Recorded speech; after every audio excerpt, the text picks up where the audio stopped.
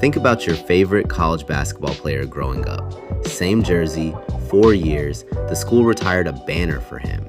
That player doesn't exist anymore. Michigan just won the 2026 national championship, and their entire starting five were transfers. Every single one. First time in NCAA history, a team with an all-transfer starting five won a title. We need to talk about what that actually means.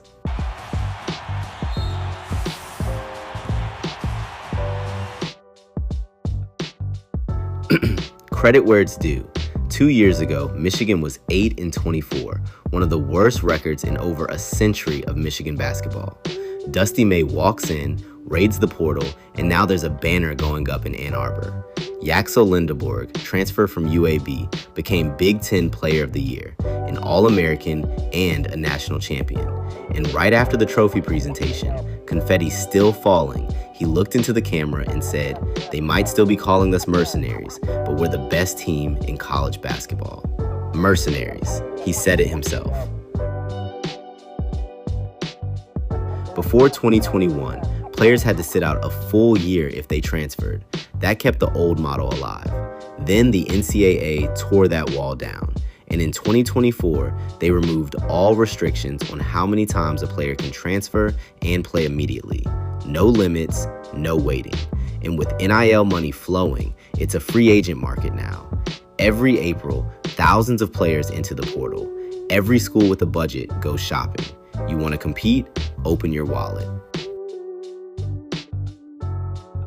Real talk, this isn't a clean answer. Players deserve freedom. For decades, they generated billions and couldn't see a dime. Coaches could bolt for a better job tomorrow with zero penalty. The portal gives players that same freedom. That's fair. But small programs are getting gutted. A mid-major spends 2 years developing a guy. He breaks out and he's gone. Power schools swoop in with NIL money, and that player's story belongs to someone else now.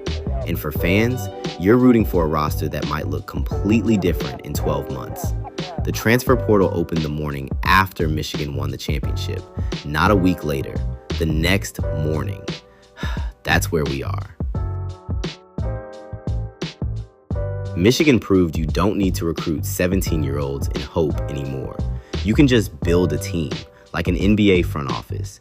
May convinced 3 players who each played center at their previous schools to come together, and Michigan became the first champion ever with 3 players 6'9" or taller as its top 3 scorers. That's not recruiting, that's roster construction. And May wasn't sentimental about it. He was contacting portal players while the trophy presentation was still happening. That's the job now. Coach, GM, and recruiter, all at once, all year long. So is college basketball broken? Depends what you thought it was supposed to be. If it was about 4-year players building a legacy at one school, yeah, that's gone.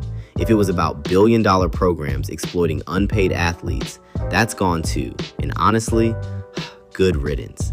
What we have now is messier, more chaotic, and the only thing that matters is who builds the best roster by the portal deadline.